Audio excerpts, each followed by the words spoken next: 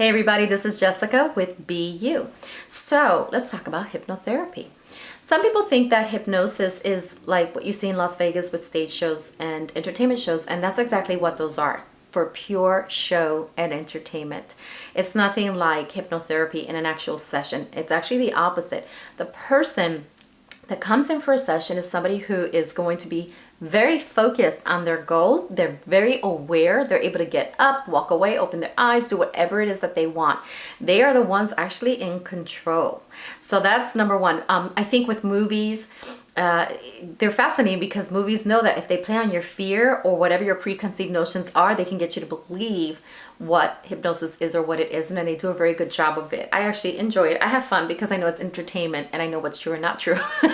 So there's some really great ones out there. So I have fun with it. But as far as hypnotherapy is concerned, or hypnosis, this is something that, as I said before, you're going in and out of all day long. Like let's say you are driving and you miss an exit and you're thinking about something else, and then you sort of get in that zone and you wonder, oh, how did I actually miss that exit and end up here? That's a form of hypnosis. It's just you checking out of the fight or flight or the struggles of the world of that's on your back, whatever it is that you're dealing with, like the white noise, and you're just going, let me put that aside and let me put aside the critical voice in my own head, or even like the negative self-talk, anything that is limiting. Let me just push that aside so that I can focus in a much more positive state on my best self to have my best outcomes. That's the goal of what you're using this for. And so let's, for example, use athletes, performers, actors. You heard Jim Carrey speaking about imagery and visualizations, Oprah, there's just so many, NBA players, Tiger Woods, Mary Lou, who won the gold medal. All of them use imagery visualization techniques, and that's hypnotic technique. The brain actually learns in images and metaphors and pictures. In fact, that makes sense to me because over 93% of your body language, of your communication is actually nonverbal. Think about it. How many times have you said something to someone, but you really didn't mean what you said? It's actually what your body language is saying. Many of us can relate to that. So you want to speak to the mind in the way that it understands most, which is in images, right? Some people have a hard time tapping into that or getting a sense of what that is, and so they'll come in for sessions to get kind of break that block, what you would call a block. And so a client can come in, for example, and say, I have an issue at work that's just driving me crazy and I'm really unhappy. And so they're operating from a state of those really constricting emotions, and they really can't break past what their problem or issue is. But then once they get deeply relaxed and they let go, release, and just allow all the stresses of that just go away, take a back seat, allowing the critical mind to take a back seat, and the client is able to elevate to a state of more compassion, empathy, self-love, awareness, objectivity, and all of a sudden they start getting solutions. They're the ones who are autonomous. They are creating that themselves. They are exploring that themselves.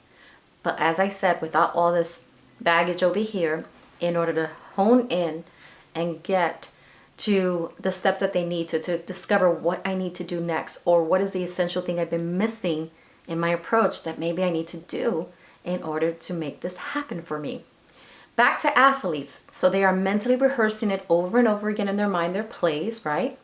So in a heightened state of awareness and focus, using their best selves, which means their best skills at an elevated state. Remember, there is no difference in reality and fantasy in the subconscious mind. So it rings actually more true.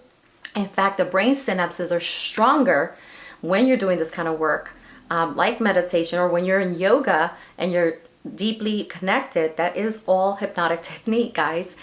So we might just be calling it something else. Or Tony Robbins, who says he goes into an altered state for 10 minutes of meditation. That's hypnotic state, self-hypnosis. So use it for your best outcome, because you have been gifted an extraordinary mind if you would just seed it, fuel it, nurture it, respect it, and honor it. And those of us who are just really attribute all of this to God and His magnificence, I believe that's really, really what we're called to do. Guard our hearts, treat our minds right, and really fuel ourselves from a much more heightened level of awareness. And knowing where that all comes from is the key. And so Clients always say to me, you know, I feel so much hope. I feel like I can, I am, I will, and I know what to do now. And I've never experienced something like that before. I realized that I can actually control my thoughts and have much more positive thinking patterns, and they become much more emotionally intelligent. But it's taking that a step further. It's saying, how, now that I'm emotionally intelligent, I know how my mind and body works and all of this, how do I master that when triggers happen, or maybe I get a redirect, right?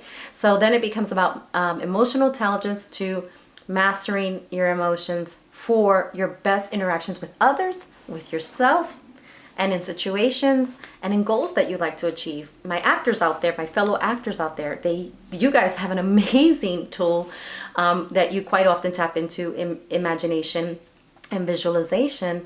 But imagine if you brought your audition technique, your performance technique inward, and use that same process that athletes use in order to have peak performance.